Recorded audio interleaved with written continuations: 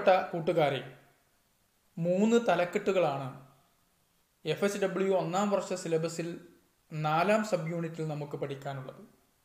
ആദ്യത്തേതാണ് village health sanitation and nutrition committee VHSNC, വാർഡ് തല ആരോഗ്യ ശുചിത്വ പോഷണ സമിതി.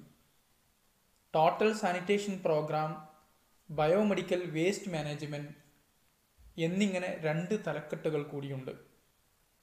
ഞാൻ ഷബീർ അലി, നിങ്ങളുടെ FHW അധ്യാപകൻ.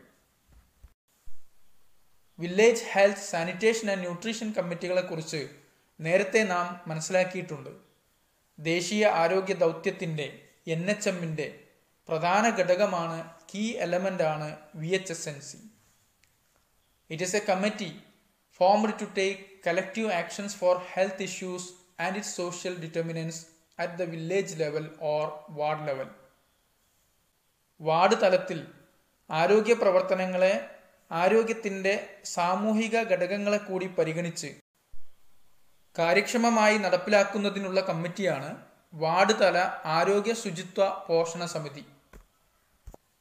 It ensures community participation at all levels, that is planning, implementing and even monitoring of various health programs. ആരോഗ്യ പദ്ധതികൾ നടപ്പിലാക്കുന്നതിലും വാർഡ് തലത്തിലെ ആരോഗ്യ പ്രശ്നങ്ങളെ മനസ്സിലാക്കുന്നതിലും പരിഹാര പദ്ധതികൾ രൂപപ്പെടുത്തുന്നതിലുമൊക്കെ ജനകീയ പങ്കാളിത്തം ഉറപ്പാക്കുകയാണ് VHSNCകൾ ചെയ്യുന്നത്. VHSNCയുടെ പ്രധാന ലക്ഷ്യങ്ങൾ എന്തൊക്കെയാണെന്ന് നോക്കാം. Objectives of VHSNC: inform the community about different health programmes by the government. സർക്കാരിൻ്റെ വിവിധ ആരോഗ്യ പദ്ധതികളെക്കുറിച്ച് ജനങ്ങളെ ബോധവൽക്കരിക്കുക. Enable the community to participate in the implementation of various health programmes. ആരോഗ്യ പദ്ധതികളുടെ നടത്തിപ്പിൽ ജനകീയ പങ്കാളിത്തം ഉറപ്പാക്കുക. Create awareness among the community about the importance of nutrition and sanitation. ശുചിത്വത്തെക്കുറിച്ചും പോഷകാഹാരത്തിൻ്റെ പ്രാധാന്യത്തെക്കുറിച്ചും സമൂഹത്തെ ബോധവൽക്കരിക്കുക. Address the health needs of the community. സമൂഹത്തിൻ്റെ ആരോഗ്യ ആവശ്യങ്ങളെ അഭിസംബോധനം ചെയ്യുക. Support to other community health worker. ASHA, anganwadi worker തുടങ്ങിയ ഇതര ആരോഗ്യ പ്രവർത്തകർക്ക് പിന്തുണയേകുക. Make the local government aware about the health status of the village. വാർഡിൻ്റെ ആരോഗ്യസ്ഥിതിയെക്കുറിച്ച് അധികാരികളെ അറിയിക്കുക. Village health sanitation and nutrition കമ്മിറ്റിയിൽ ആരൊക്കെയാണ് അംഗങ്ങളാകുന്നത്? Formation of VHSNC. Minimum of 15 members. പരമാവധി 15 പേരാണ് കമ്മിറ്റിയിൽ ഉണ്ടാവുക. At least 50% of members should be women. 50% അംഗങ്ങൾ സ്ത്രീകളാണ്. The convener a registered medical practitioner. JPHN പോലുള്ള ഒരു രജിസ്റ്റേർഡ് മെഡിക്കൽ പ്രാക്ടീഷണറാണ് convener.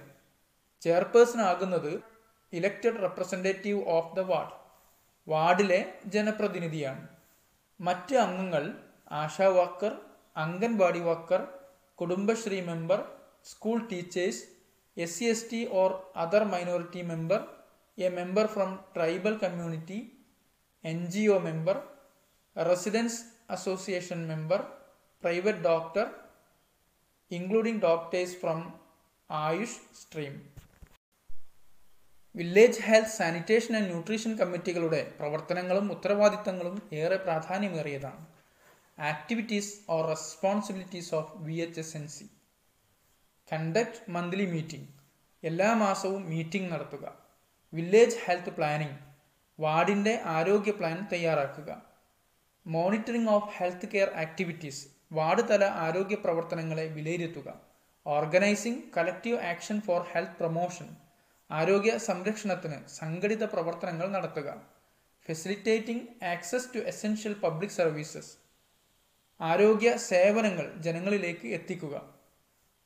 Assess nutritional status and nutritional deficiencies in women and children. സ്ത്രീകളിലും കുട്ടികളിലും പോഷകാഹാരക്കുറവ് കണ്ടെത്തുക. Record keeping. VHSNC സംബന്ധിച്ച റെക്കോർഡുകൾ സൂക്ഷിക്കുക. Management and accounting of untied village health fund.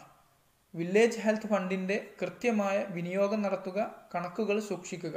Supervise the working of anganwadi centre. Anganwadi പ്രവർത്തനങ്ങളുടെ മേൽനോട്ടം നിർവഹിക്കുക. Monitoring of VHSND. Village health sanitation and nutrition day പ്രവർത്തനങ്ങൾ വിലയിരുത്തുക. Village health sanitation and nutrition ഡേയെക്കുറിച്ച് ചില കാര്യങ്ങൾ മനസ്സിലാക്കാം. It is organised once in every month at government approved centers to provide preventive and developmental services to community. മാസത്തിൽ ഒരു ദിവസമാണ് VHSND. ആരോഗ്യ സംരക്ഷണ രോഗപ്രതിരോധ പ്രവർത്തനങ്ങൾക്കും ആരോഗ്യ സേവനങ്ങൾക്കുമായുള്ള ദിവസമാണ് VHSND. 3 കാര്യങ്ങൾക്കാണ് VHSNDയിൽ ഊന്നൽ നൽകുന്നത്. 1 ഹെൽത്ത്, 2 ന്യൂട്രീഷൻ, 3 സാനിറ്റേഷൻ. സമൂഹത്തിൻ്റെ ആരോഗ്യ, പോഷകാഹാര, ശുചിത്വ സംബന്ധിയായ സേവനങ്ങൾക്കാണ് VHSND എന്നർത്ഥം. Village health sanitation and nutrition ഡേക്ക് ചില സവിശേഷതകൾ ഉണ്ടാവേണ്ടതുണ്ട്. 1 a beneficiary list prepared by the ASHA or anganwadi worker. ആശയോ അംഗൻവാടി വർക്കറോ തയ്യാറാക്കിയ ഗുണഭോക്താക്കളുടെ ലിസ്റ്റ് ഉണ്ടാവുക. 2 the date and time of VHSND is displayed at the centre. VHSNDയുടെ തീയതിയും സമയവും മുൻകൂട്ടി നിശ്ചയിച്ച് അറിയിച്ചിട്ടുണ്ടാവുക. There is a minimum of 4-hour session. The last 1 hour is for counseling.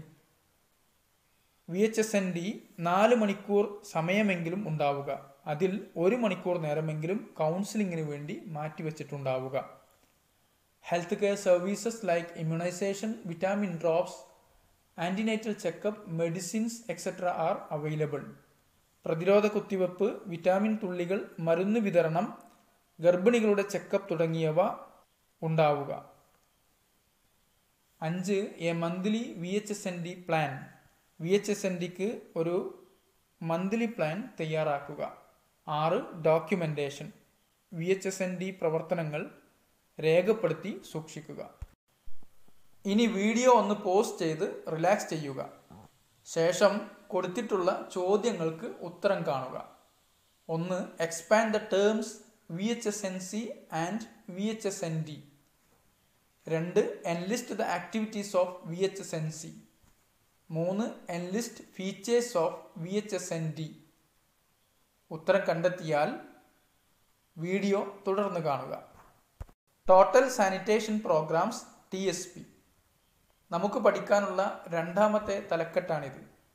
ഇവിടെ സാനിറ്റേഷനും ഹൈജീനും എന്താണ്, സാനിറ്റേഷൻ പ്രോഗ്രാംസ് ഓഫ് ഇന്ത്യ, ഇന്ത്യയിലെ സാനിറ്റേഷൻ പ്രോഗ്രാമുകൾ ഏതെല്ലാമാണ്, സ്വച്ഛ് ഭാരത് മിഷൻ, ഇവയെക്കുറിച്ചാണ് മനസ്സിലാക്കാനുള്ളത്. സാനിറ്റേഷനും ഹൈജീനും തമ്മിലുള്ള വ്യത്യാസം എന്താണ്? Sanitation is the facilities, behaviours and services that promote health through preventing human contact with Hazard waste. മാലിന്യങ്ങളുമായുള്ള സമ്പർക്കം തടയുന്നതിലൂടെ ആരോഗ്യം കൈവരുത്താനുതകുന്ന സൗകര്യങ്ങളെയും ശീലങ്ങളെയും സേവനങ്ങളെയുമാണ് ശുചിത്വം അഥവാ സാനിറ്റേഷൻ എന്ന് പറയുന്നത്. Hygiene it refers to human behaviours that can improve cleanliness and lead to good health. വൃത്തിയും വെടിപ്പും സൂക്ഷിക്കുവാനും ആരോഗ്യം സംരക്ഷിക്കുവാനും സഹായിക്കുന്ന ശീലങ്ങളാണ് hygiene. Sanitation and hygiene are critical to health and development. സാനിറ്റേഷനും ഹൈജീനും നാടിൻ്റെ ആരോഗ്യത്തിനും വികസനത്തിനും നിർണായക പങ്ക് വഹിക്കുന്നുണ്ട്. Water, sanitation, hygiene related diseases, was diseases like diarrhoea, cholera, hepatitis A, typhoid, etc. are linked to poor basic sanitation. Malnutrition, low economic and social development are also linked to poor sanitation. വാഷ് രോഗങ്ങൾ, അതായത് water, sanitation, hygiene related diseases പടരുന്നതിനും പോഷകാഹാരക്കുറവിനും സാമ്പത്തിക സാമൂഹിക വളർച്ചയെ തളർത്തുന്നതിനുമൊക്കെ ശുചിത്വത്തിൻ്റെ കുറവ് കാരണമാകുന്നുണ്ട്. Basic sanitation is the right and responsibility of the people. അടിസ്ഥാന ശുചിത്വ സൗകര്യങ്ങൾ ജനങ്ങളുടെ അവകാശമാണ്, അതോടൊപ്പം തന്നെ അവരുടെ ഉത്തരവാദിത്തവും. Basic sanitation include facilities for the safe disposal of human waste, feces and urine, hygienic conditions by proper waste management, solid and liquid, safe drinking water.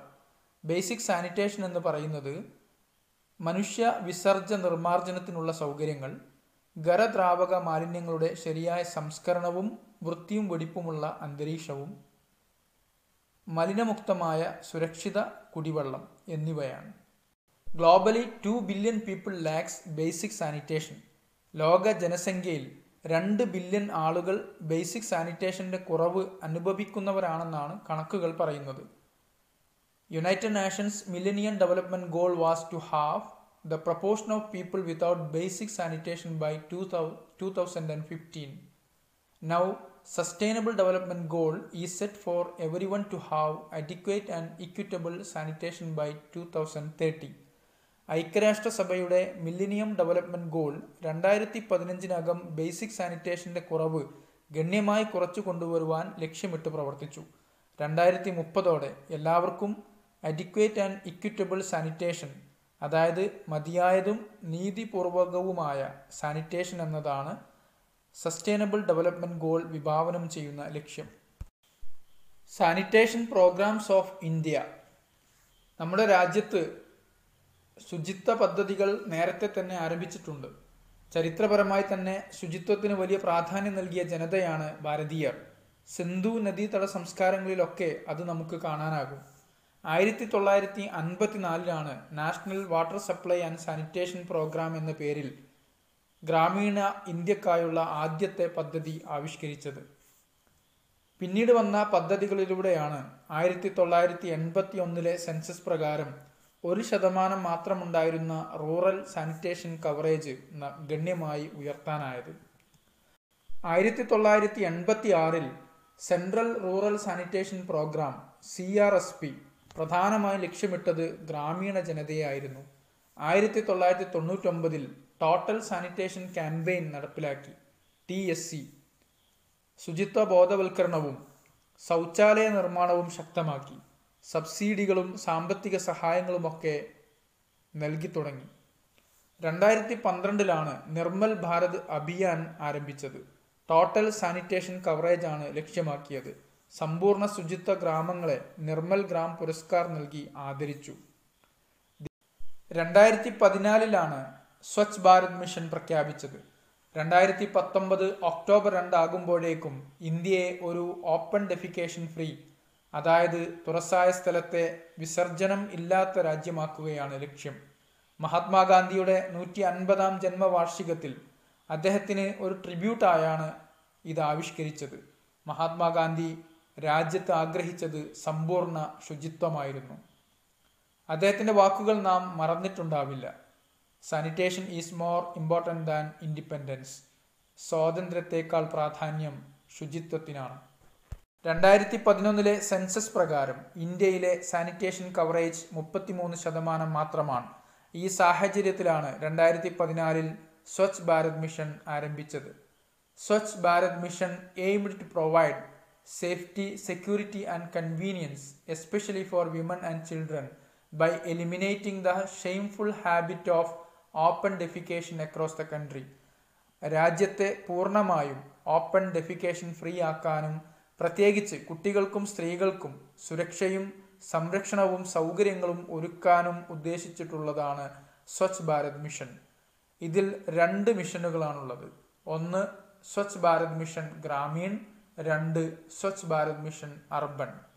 Swachh Bharat mission achieved seemingly impossible task by generating people movement for it.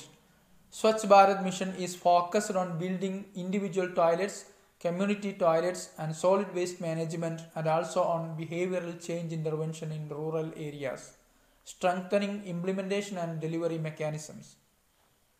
ജനകീയ മുന്നേറ്റമായതിലൂടെ Swachh Bharat mission അസാധ്യമായി കരുതിയിരുന്ന ലക്ഷ്യം നേടിയെടുത്തു. ടോയ്ലറ്റുകൾ നിർമ്മിച്ചും മാലിന്യ സംസ്കരണം നടത്തിയും ആളുകളുടെ ശീലങ്ങളിൽ മാറ്റമുണ്ടാക്കിയും പിന്തുണാ സംവിധാനം ശക്തിപ്പെടുത്തിയുമൊക്കെയാണ് സ്വച്ഛ് ഭാരത് മിഷൻ ലക്ഷ്യം കൈവരിച്ചത്. 2014 39% മാത്രമായിരുന്ന സാനിറ്റേഷൻ കവറേജ് 2019 ആയപ്പോഴേക്കും 100%-ലെത്തി. 10.28 കോടി ടോയ്ലറ്റുകളാണ് രാജ്യത്ത് ഇക്കാലയളവിൽ നിർമ്മിച്ചത്.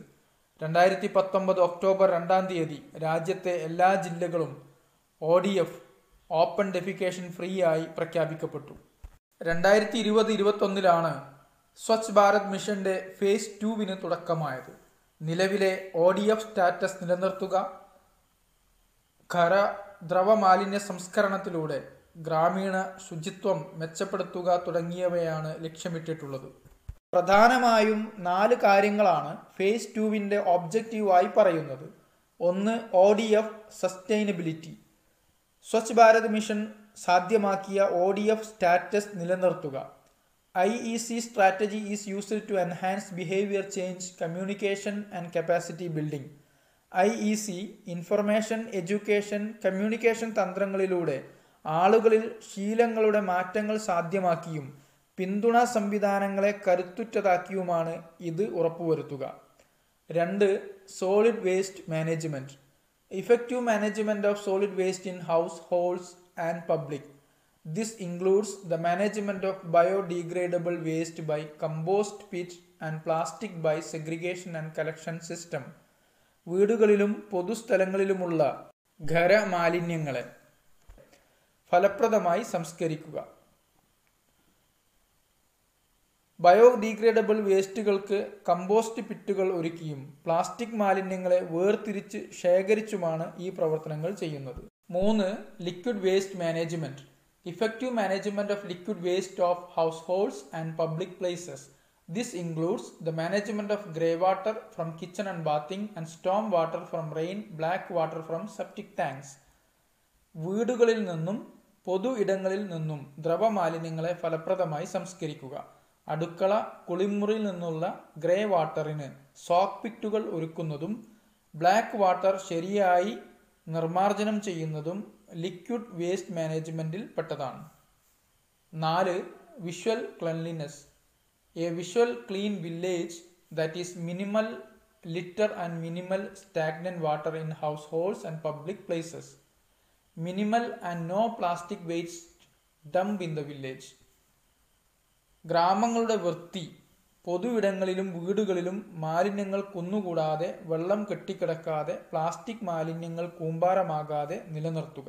ഈ 4 കാര്യങ്ങളും ഫലപ്രദമായി നടപ്പിലാക്കിയ ഗ്രാമങ്ങളെയാണ് ODF പ്ലസ് വില്ലേജസ് എന്ന് വിളിക്കുന്നത്.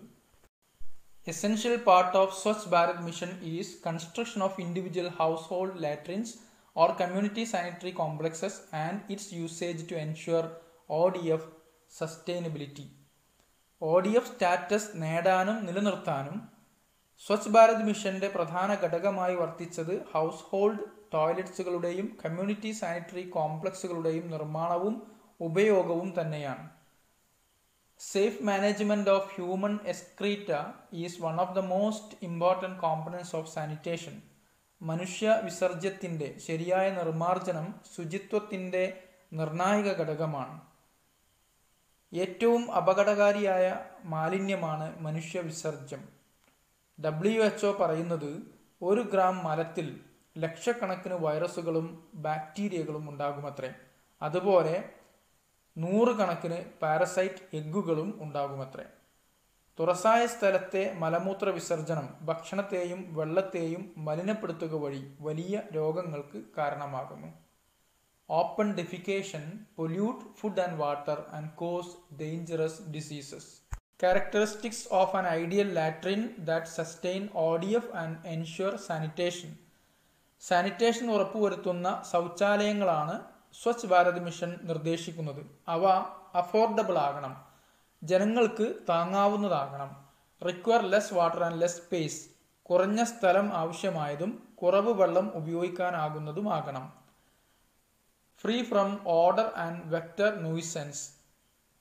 ദുർഗന്ധങ്ങളും പ്രാണികളും ഇല്ലാത്തതാകണം. Safeguards the health. ആരോഗ്യത്തിന് സംരക്ഷണമേകുന്നതാകണം. Convert excreta into manure. വിസർജ്യത്തെ വളമാക്കി മാറ്റാനാകണം. Easy to operate and maintain. ഉപയോഗിക്കാനും പരിപാലിക്കാനും എളുപ്പമുള്ളതാവണം. Long life. ദീർഘകാലം ഉപയോഗിക്കാനാകുന്നതും ആകണം. വ്യത്യസ്ത മോഡലുകളിലുള്ള ടോയ്ലറ്റുകളാണ് സ്വച്ഛ് ഭാരത് മിഷൻ നിർദ്ദേശിക്കുന്നത്. Twin pit toilets, modified twin pit toilets, ecological sanitation ഇക്കോസാൻ toilets. Toilet type is selected based on requirement of local people and geophysical hydrophysical nature of the region. ഏത് തരം ടോയ്ലറ്റ് ആണ് നിർമ്മിക്കുന്നതെന്ന് തീരുമാനിക്കുന്നത് ഉപയോഗിക്കുന്ന ആളുകൾ, മണ്ണിന്റെയും ജലത്തിന്റെയും സ്വഭാവം തുടങ്ങിയവയെ അടിസ്ഥാനമാക്കിയാണ്. സാധാരണ മണ്ണും ജലഘടനയുമുള്ള സ്ഥലത്ത് ട്വിൻ പിറ്റ് ടോയ്ലറ്റുകളാണ് നിർദ്ദേശിക്കപ്പെടുന്നത്. ട്വിൻ പിറ്റ് ടോയ്ലറ്റുകൾക്ക് ചില പ്രത്യേകതകളുണ്ട്. 2 കുഴികളാണ് അതിനുള്ളത്. 4-5 വർഷം വരെ ഒരു കുഴി ഉപയോഗിക്കാനാകും. അടുത്ത 4-5 വർഷം രണ്ടാമത്തെ കുഴിയും. ആദ്യ കുഴിയിൽ നിന്ന് ഉപയോഗം നിർത്തിയ ശേഷം 2 വർഷത്തെ ഡീകമ്പോസിംഗ് സമയം കഴിഞ്ഞാൽ വളമായി ലഭിക്കുന്നത് കൃഷി ആവശ്യത്തിന് ഉപയോഗിക്കാവുന്നതാണ്. ചിലവ് കുറവാണ്, കുറഞ്ഞ സ്ഥലം മതി, വെള്ളത്തിന്റെ ഉപയോഗം കുറവ് മതി, കുഴികൾ എളുപ്പത്തിൽ കാലിയാക്കാനാകുന്നു. ഇതൊക്കെയാണ് ഇതിന്റെ പ്രത്യേകതകൾ. കൂടാതെ കുടിവെള്ള സ്രോതസ്സിൽ നിന്ന് ശരിയായ അകലം സൂക്ഷിച്ചു വേണം ടോയ്ലറ്റുകൾ നിർമ്മിക്കാൻ. ഇനി വീഡിയോ പോസ് ചെയ്ത് റിലാക്സ് ചെയ്യുക. താഴെ കൊടുത്തിട്ടുള്ള ചോദ്യങ്ങൾക്ക് ഉത്തരം കണ്ടെത്തുക. What is an ODF plus village? Describe briefly sanitation programs of India. What are the advantages of twin pit toilets? ഉത്തരം കണ്ടെത്തിയവർ വീഡിയോ തുടർന്ന് കാണുക. ഇനി നമുക്ക് 3ാമത്തെ തലക്കെട്ടാണ് പഠിക്കാനുള്ളത്. Biomedical waste management. Biomedical waste എന്നാൽ എന്താണ്? എങ്ങനെയാണ് അവ തരംതിരിച്ചിട്ടുള്ളത്? അതിൻ്റെ മാനേജ്മെന്റ് എങ്ങനെയാണ്? ഇവയാണ് മനസ്സിലാക്കാനുള്ളത്. Biomedical waste management and handling rules in India. Biomedical waste management സംബന്ധിച്ച് ഇന്ത്യ ഗവൺമെന്റ് നിയമങ്ങളും ചട്ടങ്ങളും ഉണ്ടാക്കിയിട്ടുണ്ട്. Ministry of environment and forest കൊണ്ടുവന്ന biomedical waste management and handling rules 1998 ആദ്യത്തെ നിയമം. പിന്നീട് ഇതിന് 2000-ലും 2003-ലും ഭേദഗതികൾ ഉണ്ടായിട്ടുണ്ട്.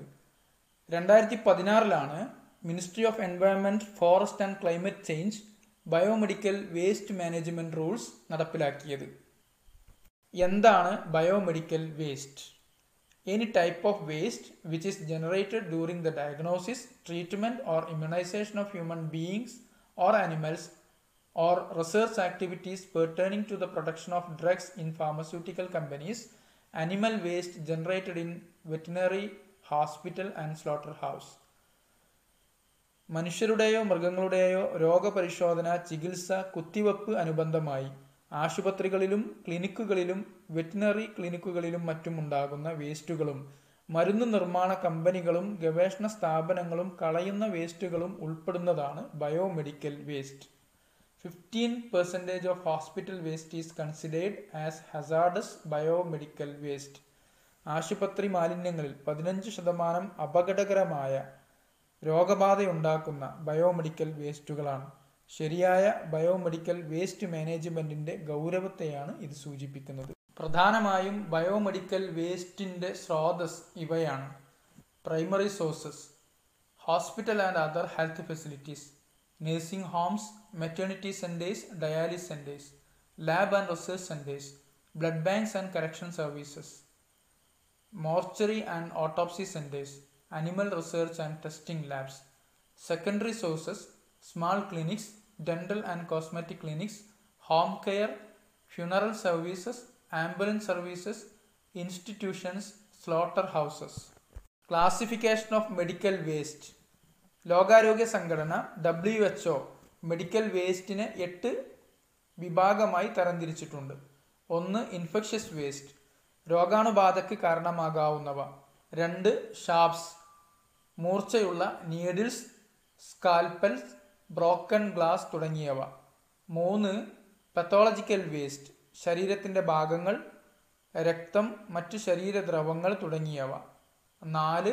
ഫാർമസ്യൂട്ടിക്കൽ വേസ്റ്റ്, ഉപയോഗിക്കാത്തതും അവധി കഴിഞ്ഞതുമായ മരുന്നുകൾ. 5.